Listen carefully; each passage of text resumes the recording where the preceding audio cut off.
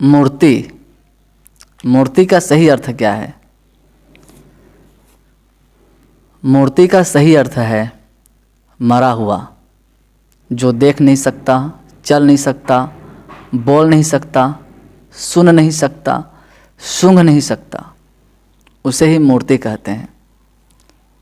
और बाइबल में लिखा है कि मूर्ति पूजा अपराध है। तो कई लोग ये सवाल करेंगे कि कितने सारे चर्च में तो माता मरियम या फिर यीशु का मूर्ति रखा हुआ रहता है। तो बाइबल में ये नहीं लिखा है। लोग अपनी मर्जी से यीशु मसीह या माता मरियम का मूर्ति बनाकर उसकी उपासना करते हैं, तो वो गलत करते हैं। बाइबल में ऐसी शिक्षा नहीं है। परमेश्वर ने कभी भी मूर्ति पूजा का सपोर्ट नहीं किया है। परमेश्वर ने उत्पत्ति के समय से ही, निर्गमन में जब हम पढ़ते हैं 20 अध्याय में, तो वहाँ पर परमेश्वर ने साफ साफ कह दिया है कि तुम अपने लिए कोई मूर्ति खोद कर ना बनाना, ना उनकी उपासना करना। जैसा कि हम निर्गमन और उसका 20 अध्याय में पढ़ते हैं, तो यहाँ पर लिखा है,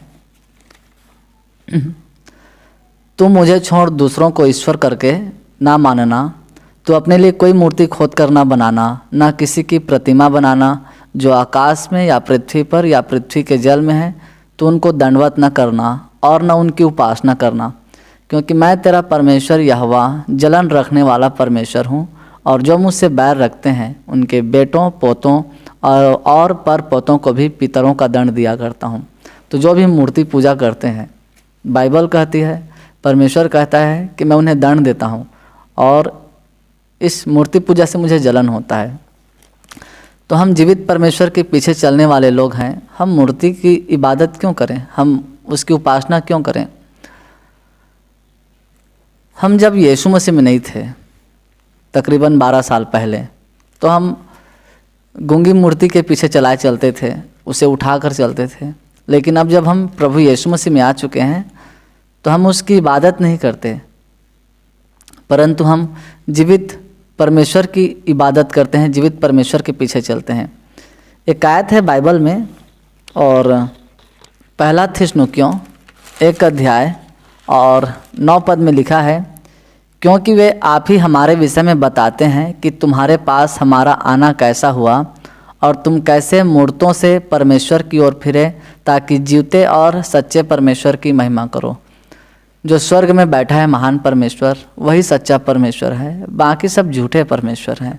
तो हम जो पहले मूरत के पीछे चलते थे, तो अब हम जब प्रभु यीशु मसीह में आ गए हैं, तो कभी भी हम मूरत के पीछे नहीं चलते, चाहे वो किसी का भी मूर्ति रहे, चाहे माता मरियम का मूर्ति रहे या फिर प्रभु यीशु मसीह का मूर्ति रहे। हमने यीशु मसीह के मूर्ति को देखकर विश्वास नहीं किया है। हमने परमेश्वर के वचन को सुना है, फिर परमेश्वर के वचन को सुनकर विश्वास किया है कि एक सच्चा प्रभु है जिसका नाम यीशु मसीह है, जिसने 2000 साल पहले दुनिया के तमाम लोगों के लिए क्रूस पर अपना बेशकीमती लहू बहाया, ताकि जो कोई भी यीशु मसीह पर विश्वास करे, उसे अपना उद्धारकर्ता स्वीकार करे, उनको तमाम पापों से शिफा मिल सके। तो हमने यीशु को देखा नहीं है, लेकिन हम यीशु पर विश्वास करते हैं, और विश्वास सुनने से और सुनना मसीह के वचन से होता है। हमने यीशु का रूप देखा नहीं है, अभी भी हम विश्वास में चल रहे हैं। हमारे प्रार्थना स्थान में जहाँ हम परमेश्वर का भजन गाते हैं, आराधना करते हैं, वहाँ पर भी कोई फोटो नहीं है यीशु मसीह का, ना माता मरियम का, ना कोई मूर्ति है। एक आयत है 2 कुरिन्थियों और उसका 5 अध्याय और उसका 7 पद में यहाँ पर लिखा है, क्योंकि हम रूप को देखकर नहीं पर विश्वास से चलते हैं। जितने भी सच्चे मसीह हैं, वे यीशु मसीह के रूप को देखकर नहीं चलते, उनके मूर्ति को देखकर नहीं चलते, परंतु विश्वास से चलते हैं कि एक दिन हमारा यीशु मसीह स्वर्ग से आएगा और हमें लेकर अपने साथ स्वर्ग जाएगा। और वैसे भी हम कहते हैं, जब हम प्रार्थना करते हैं तो हमारी प्रार्थना स्वर्ग जाती है, किसी फोटो या मूर्ति के पास नहीं जाता। तो फिर उसके सामने हमें खड़े होकर इबादत करने की कोई आवश्यकता ही नहीं है। जब हमारी प्रार्थना स्वर्ग जाती है, तो हम आपस में जितने भी मसीही भाई बहन हैं, आपस में बैठकर हम भजन गाकर प्रार्थना करके परमेश्वर की महिमा कर सकते हैं। उसकी आराधना कर सकते हैं, क्योंकि हमारी प्रार्थना सीधे स्वर्ग जाती है। तो फिर वहाँ पर फोटो और मूर्ति रखने का कोई सवाल ही नहीं है। अब कुछ लोग ऐसे भी होते हैं कि परमेश्वर के लिए हम धूप जलाएं या कुछ सुगंधित खुशबूदार कुछ चीज़ जलाएं जिससे परमेश्वर खुश हो। तो परमेश्वर ऐसे चीज़ों से भी खुश नहीं होता कि हम कुछ अच्छा सा चीज़ जला दें और वो अच्छा सुगंध दे, अच्छा खुशबू फैलाए। तो परमेश्वर इससे कभी खुश नहीं होता, क्योंकि हमारे जीवन से परमेश्वर को खुशबू मिलना चाहिए।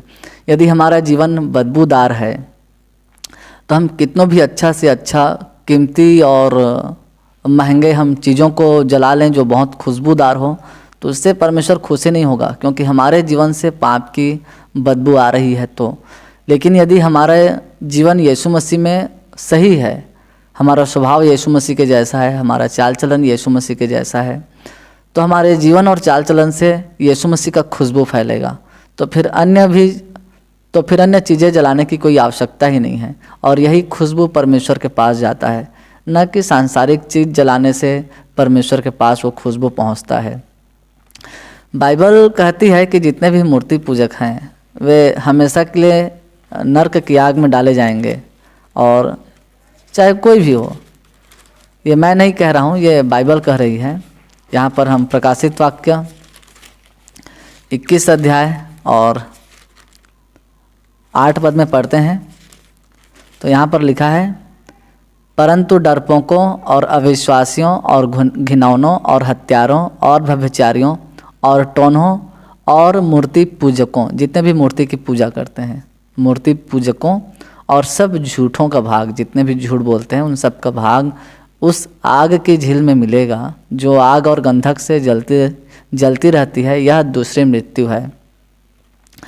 तो ये अभी से नहीं, ये शुरू से ही इज़राइलियों को जब परमेश्वर ने मिस्र से निकाला था तो उनमें से बहुत सारे लोग भी मूर्ति पूजक बन गए थे, तो वे जंगल में नष्ट हो गए। बाइबल कहती है कि जैसे उनमें लोग मूर्ति पूजक बन गए थे, तुम वैसे मूर्ति की पूजा मत करना।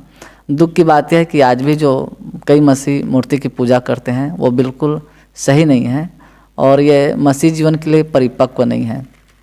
पहला कुरिन्थियों 10 अध्याय 14 पद में पौलुस प्रेरित लिखता है, इस कारण हे मेरे प्रियों मूर्ति पूजा से बचे रहो। पौलुस साफ साफ लिखा है कि मेरे प्रियों मूर्ति पूजा से बचे रहो। तो मूर्ति का पूजा करना सही बात नहीं है। अब कई लोग कहेंगे कि ये गलत सिखाता है, तो ये मैं नहीं सिखा रहा हूँ, ये हमें बाइबल सिखा रही है। और यदि हम बाइबल से सीखेंगे तो हम परमेश्वर का सिद्ध जन बनेंगे, क्योंकि बाइबल को सही रूप से हम पढ़ेंगे तभी हम परमेश्वर के रास्ते पर सही रूप से चलेंगे। तो महान परमेश्वर इन वचनों के द्वारा आपको और आपके पूरे परिवार को प्रभु यीशु मसीह के नाम में आशीष प्रदान करें। आमीन।